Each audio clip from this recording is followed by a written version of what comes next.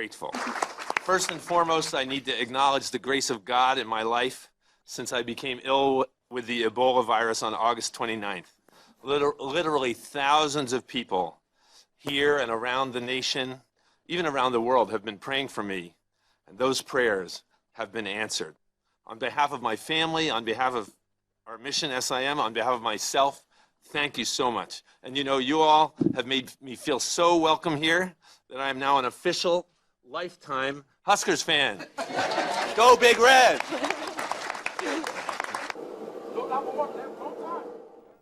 Big congrats to the doctor there. Well, as we know, the United Nations General Meeting is still taking place in New York. And for an update on that, we go live now to New York, where the Voice of America's Margaret Bashir is standing by.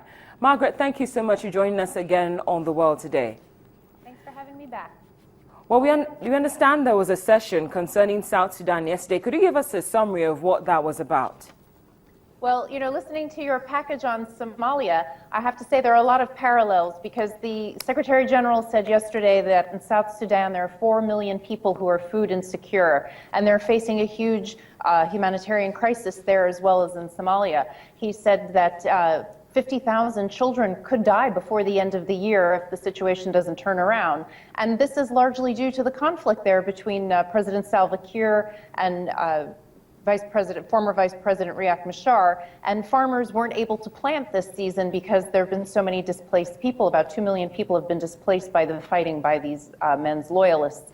So it's a very sad situation there, and Secretary General had some harsh words for the two leaders. He told them, you opened these wounds, you caused this suffering, now fix it.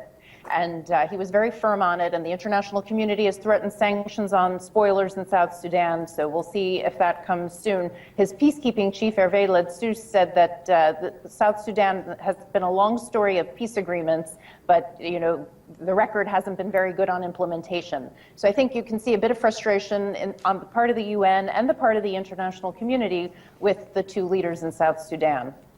Now, speaking of South Sudan and crisis, how is the crisis in the Central African Republic being addressed? Because I spoke to you earlier, and you did tell me that there was a session that took place today concerning the country. Actually, that's coming up in a couple of hours. It hasn't happened yet. President Catherine Samba-Panza is expected to attend. The Secretary General is hosting it.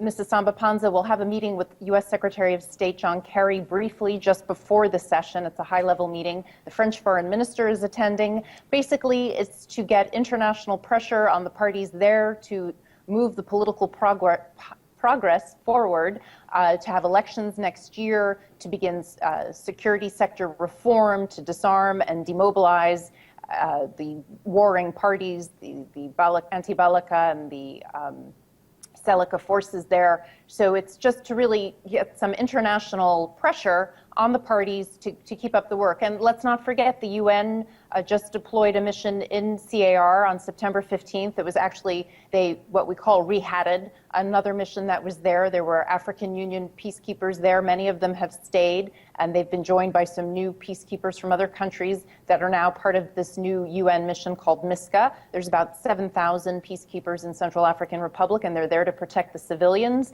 and help bring security back to Bangui and to other parts of the country.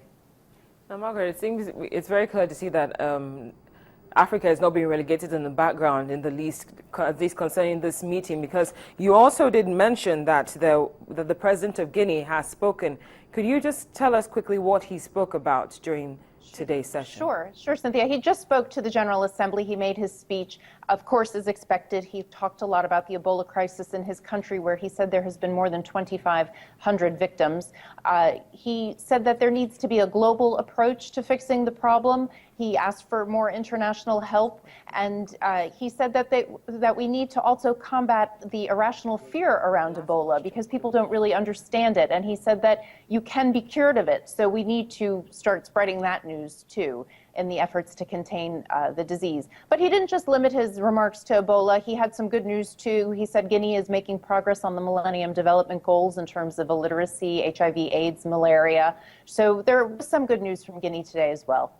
Well, finally, Margaret, before we close the program today, we understand that ISIS, as well as other jihadist groups, are also doing their part in recruiting now that the U.S. is also getting allies in order to combat the group? What steps are being taken in order to address that? Well, there was a meeting here on Wednesday that President Obama chaired in the UN Security Council because the U.S. holds the presidency of that body this month.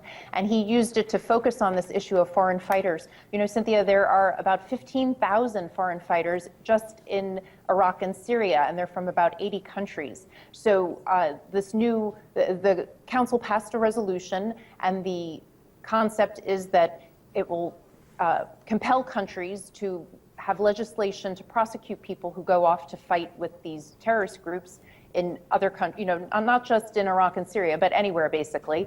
And if they come back to their countries, they'll be prosecuted. It also wants to cut off the funding to these groups, because if you cut off their funding, then it becomes harder for them to do what they're doing. So it was a very focused resolution. It will be a little bit difficult, I think, to implement and monitor, but it's putting the onus on countries to really step up their efforts to stop their citizens going to other countries and causing problems. Margaret, as always, it's been a pleasure. Thank you so much for joining us on The World Today. I've been speaking with the Voice of America's Margaret Bashir, and she is the United Nations correspondent, and she's been reporting from New York. Thank you so much. Well, that's The World Today. Thank you for watching. I'm Cynthia Are.